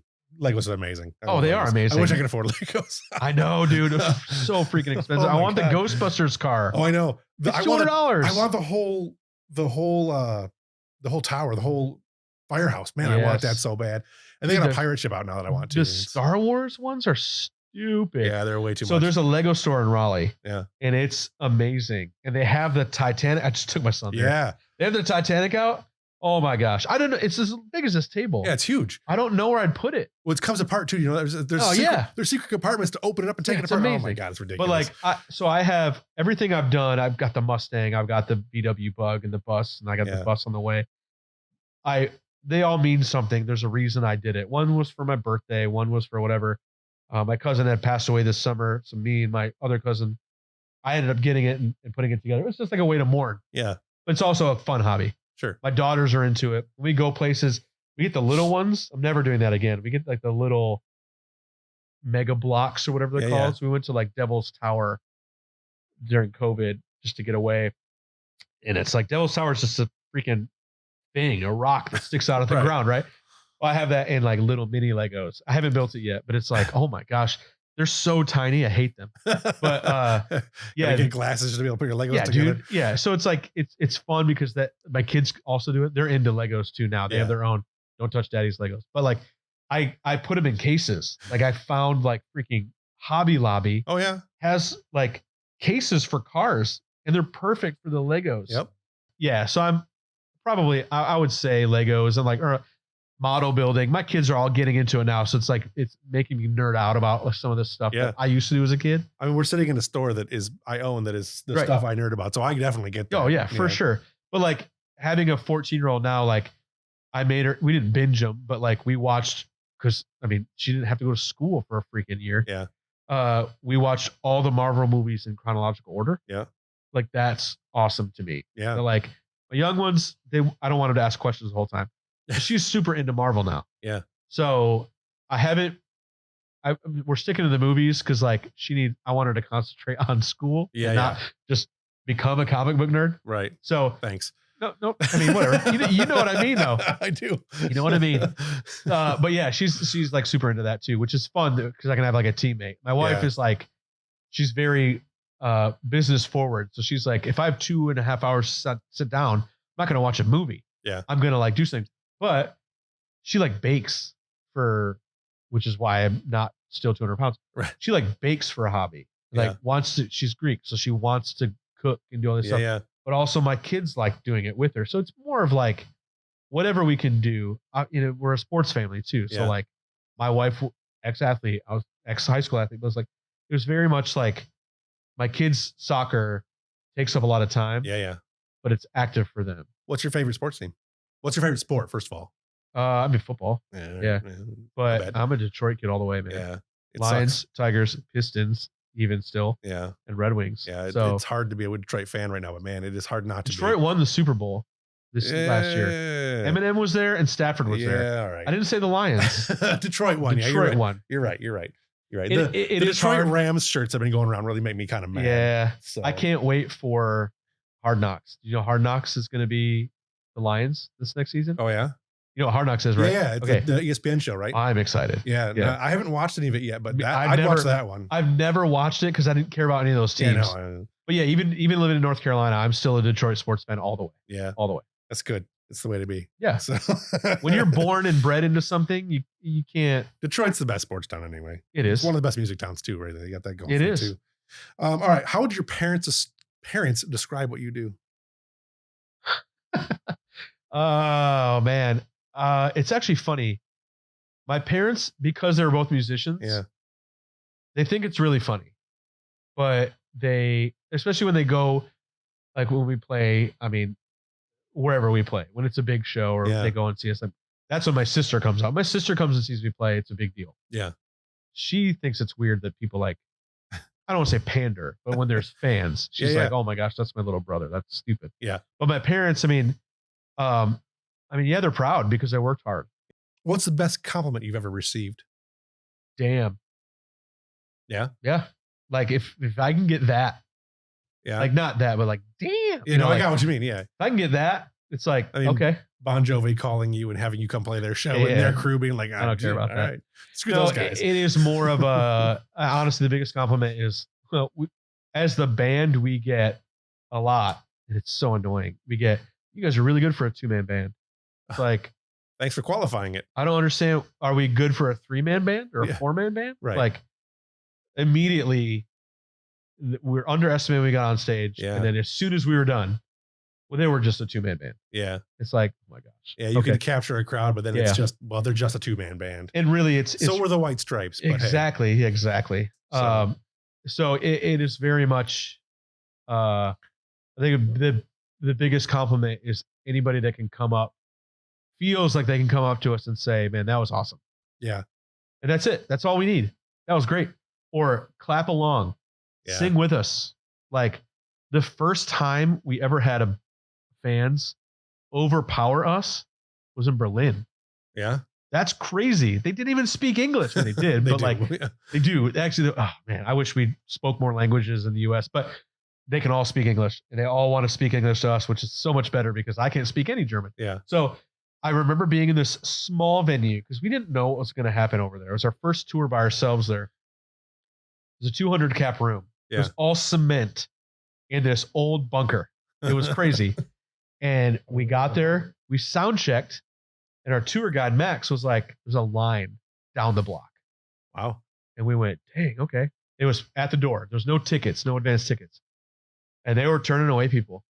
It was nuts. Where was this at in Germany? It was Berlin. Berlin? Yeah. Okay. Which we were on Radio Fritz. And it was actually awesome because it was just Chris and I. Rented gear. He took his guitar. I took my cymbals. And I remember playing, and it was like, we were playing Carolina. Just the first album. It was the first album cycle. Playing Carolina, and the bridge breaks down. There's like the lowest moment in the whole album. And it's just vocals and a little bit of guitar. And they were singing louder than us in the PA. Nice. It was bonkers. Yeah. And I remember Chris leaning over and looking at me, just going like this and going, keep going, one more time. And we always did it 3 times. We did a quiet one. Actually, we did one with guitar ringing out and a cymbal kind of keeping the time.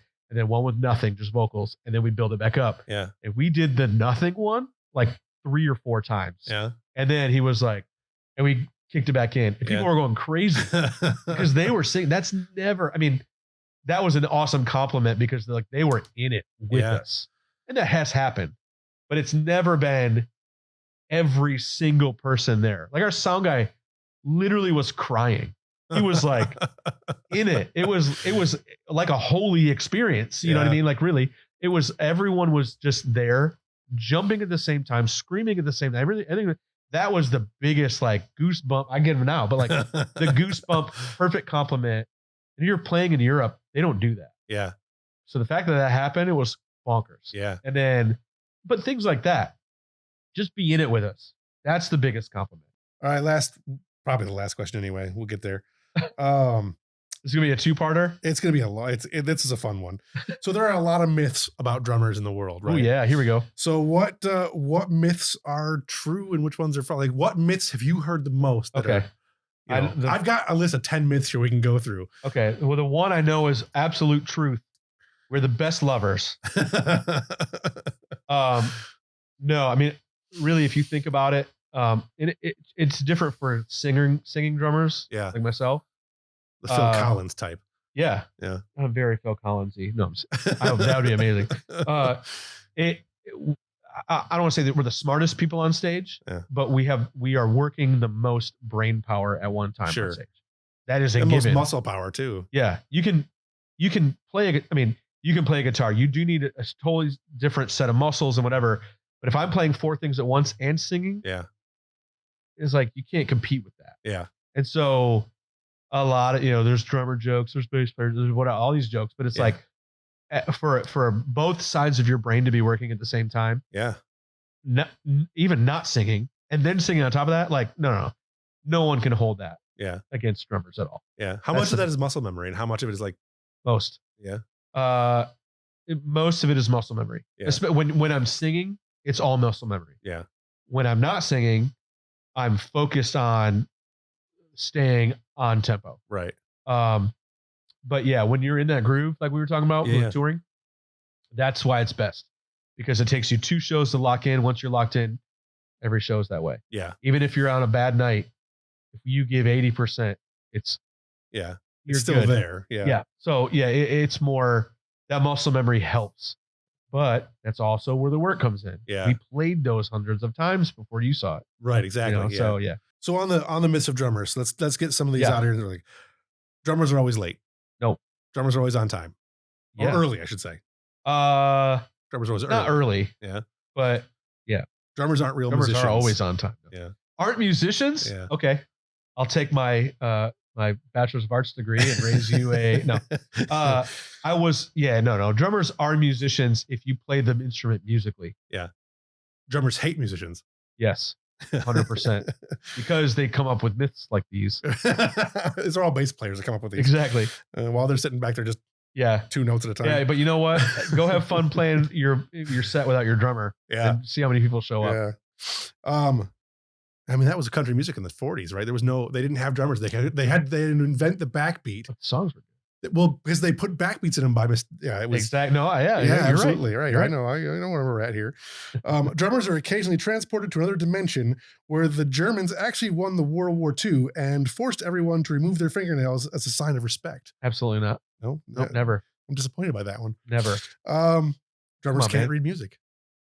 That's a bold-faced lie. Yeah. Yeah. You said earlier you could read music. I mean, the way I teach, I subconsciously make you learn how to read music. Yeah. I might need that because I can't read music. I mean, it's all, it is all counting. Yes. But the note values are the same. Yeah. We don't use, like every good boy deserves fudge. We don't use the musical scale. We use the musical scale, but we don't use the note names. Right. We do the same note values, but our lines and spaces are different drums. I gotcha. So it's harder to read. Yeah. I read tab and I can read it fast, but I read tab. Right. So there's drum tab too, which is so hard to read.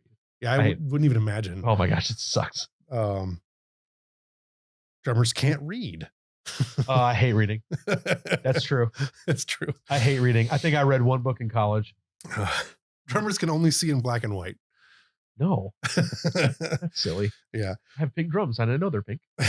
Right. Someone told you they were pink. Right. The tag said pink right on it. It said pink, yeah. Drummers are easily replaceable. I know this one's false. Oh boy. It just depends. Honestly, this one depends because yes, drums, everyone can play the drums. We get that. But it goes back to that music thing, right? Like, yes, drummers aren't musicians, but there's that 20% where they are. Yeah. And I'm included in that 20%. So I play them musically. I don't know, man. There's something to be said about like, a band like Tame Impala. Like that guy just plays everything. Yeah. It's not Dave Grohl playing everything. Dave Grohl was a drummer. Yeah. But like that first Foo Fighters record, he did it all. Yeah. But like you can sample stuff. You can loop and warp and do all this stuff and make a beat. But yeah, it's more of finding the drummers that serve the music. Yeah. Not just a guy that can play drums. So drummers easily replaceable. Oh yeah. You can find a neighbor that goes and plays drums that can hold down some sort of a beat. Right. But give him 2 beers and have him put him in front of 100 people. Yeah. Nope. Good luck. Well, have him add to the music too. I mean, the drums can have such a huge impact on the way things sound. Like for sure. Richness or not, Yeah. All right. Last of the myths. Drummers turn everything they hang on. That's a hard one to read. All right. Drummers turn everything they touch into dirt, which then evaporates into the sky, causes tornadoes, and that's why most drummers wear gloves. Where are these myths coming from? Most drummers, I hate gloves. Google. Okay, drum gloves. If you're a drummer that wears gloves and you're not in Korn or Metallica, you should quit. And now the Korn drummer doesn't even wear gloves. Ray Lucier does not wear gloves. Yeah. The old guy did. Yeah. But Lars only wears gloves because he like owns half of like Easton, A-Head, like I don't know. Yeah. But like, yeah, dude, don't wear gloves, man. I have calluses on my hands because I don't wear. I bought drum gloves one time and I felt like a douchebag wearing them. So and this was way early on, like high school. And I'm like, this is so dumb. When we came up with this question to ask you, like I wasn't going to go through them all and read them, but that one I'm like, we had a discussion, the researcher and myself, Dan and I, yeah, we were sitting here talking like, this is the reason why they don't play in Kansas anymore, because every time Chris plays in Kansas, he kills 50 people. Yeah, exactly right. Dude, yeah. Speaking of Lars though, like, so you're single bass right now, right? Yeah. Yeah. Have you ever played double bass, or is it something you were interested in? My double bass pedal? Yeah. I have a double bass pedal. Well, but you're playing, two different bass drums. Oh no. I mean, if I had a semi truck, I was playing in a stadium, heck yeah. Yeah. But nah, it doesn't matter to me. Yeah. It is more for show. Yeah. But the fact that he's in Metallica, yeah, of course. Why not? Right. When you're playing in a band like that, yeah. I'll rock a double bass pedal. I mean, I didn't use a double bass pedal on the second album at all. Yeah. It was all single bass, which was awesome to load in and out. But like, like if you listen to our first album, Miss Jones, like the breakdown, well, the chorus is double bass, and then the breakdown gets to 30-second note double bass, which is not normal. Yeah. And so when we play it live, it just becomes this muddy wash of a sub. It's basically as fast as I can go. Yeah. There's no musical note. The tempo is, I've shut the click off. Yeah. And I'm just playing as fast as I possibly can. Yeah. This is why I remember I said, like, I almost passed out. And it's more of that. But that's what makes that live show kind of cool. Yeah. Because Chris's eyes are rolling in the back of his head. He's strumming his guitar as fast as he can with crazy reverb and distortion on it, making a weird noise forever. Just while I'm just going balls to the wall as hard as I can go with my giant china, both my feet, and my other cymbal, just washing it out. I want it to be so annoying that people are losing their minds that we won't stop this madness. So when we stop it, it's like a whoa. Because we stop it on a dime silent. Yeah. That's the whole point. Right. It's building that huge tension and either releasing it or stopping it. Yeah. And that's the live show going up and down. So yes, the double bass pedal is meant for certain things. At PNC, I blew up one of their microphones. You bought a microphone? Yeah. Like they didn't. I don't think we played that song in Detroit. We played Miss Jones at PNC, and I played, and by the end of that song, it ends with just kick drum back and forth on the quarter note. Yeah. And I'd sit there and hit it, and the left front array, which is the speakers in the front of the stadium, it sounded like a fart. They're just going like every time I hit it. The other side was fine. Yeah. And the sound tech came up, like as we're unloading, he grabs the microphone. He goes, "You blew it up." And I was like, because you got to be, I was like, "I'm so sorry." He was like, "That was amazing." But you blew up my freaking microphone. And I was like, "Are the speakers okay?" He goes, "I think." And I said, "All right." He was like, "If you guys sucked," and that's all he said, "If you guys sucked," and he shook his head and walked away. And I was like, are we about to get a bill? Like, no, because he didn't suck. If you had sucked, it was just it was a Shure kick microphone. So it wasn't like it was like $100 microphone, but it was like, man, like a 57 or something. Yeah. So it was, there's a time and place for double bass for sure. Yeah. I'm never going to put two bass drums unless it's in a silly video or we're doing something so crazy special. Like if we were going to play a Tool song for a show. Yeah. Yeah.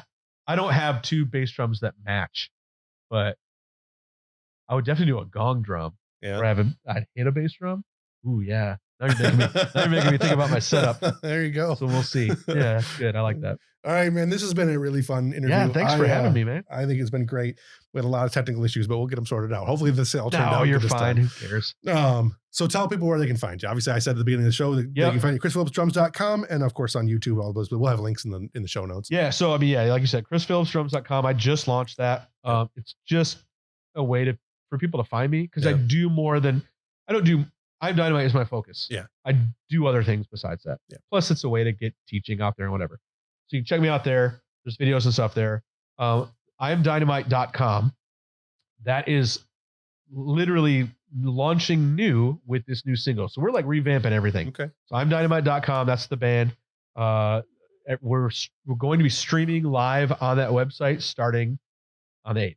Okay. So not all the time, but yeah, 24/7. We're gonna do shows. We'll do other things. I've been asked to do like some virtual teaching of some of the, like a new song or some of the old songs. I might be doing stuff like that. I don't know. We'll see. So doing stuff like that. Yeah. The Boom Truck podcast, I'm pretty sure I'm going to do a season 2 because this was fun to do this on the other side of it.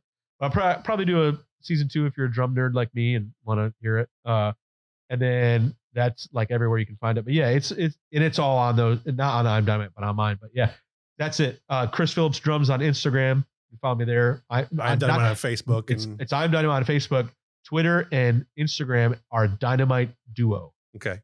I'm Dynamite is like some Asian kid that took it all. And he has 0 followers and never posts, but he won't give us the freaking thing. Yeah. All right, man. It's been a lot of fun, man. Good to see you. Thanks. Good to see you too, man. All right, man. Hopefully we'll get you on again. We'll get Martin on sometime too. And You should actually have him on so he can like talk a bunch of trash about me. Yeah. And then we'll like see, and then we'll come in, and then you can literally Dr. Phil us and be like, you said this and you said this. If you guys do Youmacon again this year, or when next, if it ever happens again, if we do those or any shows around here that we're doing, maybe we'll get you both on stage at the same time and see. When you get the 2 of us together, you're gonna have to like 2 questions. This is all you're gonna need because we're just gonna talk the whole time. Yeah, no, it's fine. It's fine. Like I said, that podcast oh man, I wish I had messed that up. I gotta see if I can find the rest. Just to put it up is like, listen to this mess, everybody. Yeah, if I can find it, I'll put it up on Patreon. We'll go that way with it. So awesome. All right, man. That's all I got. Thanks. Well, there you have it. The very first episode of Against Boredom. I really hope you enjoyed it. I hope Chris had a good time. I know I had a good time making this episode.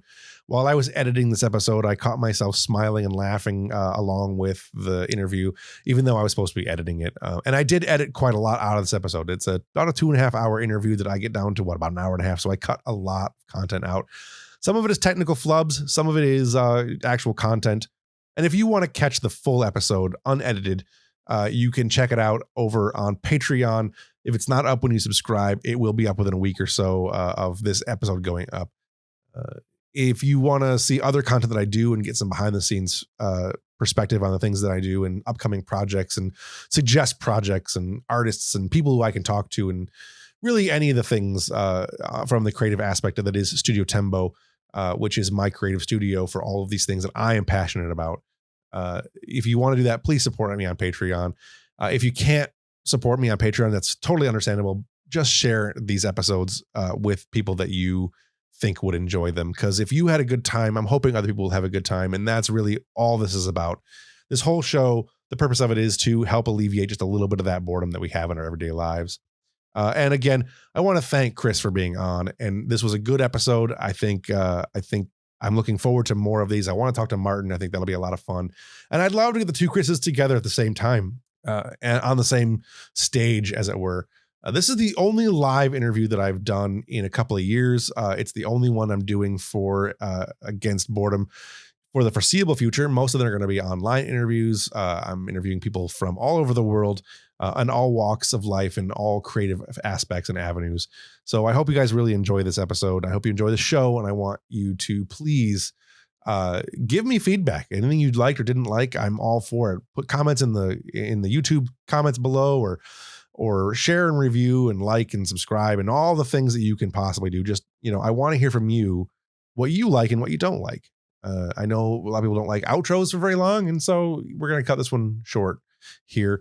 This episode was produced by myself, edited as well, and I want to do a special thanks to my contributing researchers, both Laura Harvey and Dan Peterson. They had a big hand in helping me create questions and do background research on Chris, which I didn't need a lot of, but it never hurts to have another person to bounce ideas and questions and stuff off of while you're doing these kinds of things. Again, this show is going to come out about every 2 weeks for the moment. I'm trying to get to a weekly schedule, but for the moment, because of the production time that this show takes and the getting guests logged in and signed up and on board with the idea of this show, it's a little bit slower to produce. But that said, we will get more episodes out. I think it'll be fun. And you'll have to just forgive the technical issues. There's a lot of glitches in this production streamline right now, and I'm hoping to make that better in the near future, which is one of the things that your contributions can help with. Anyway, I don't want to get back onto that train, so let's go ahead and call it a night. So long, and thanks for all the fish. I hope you enjoyed the show.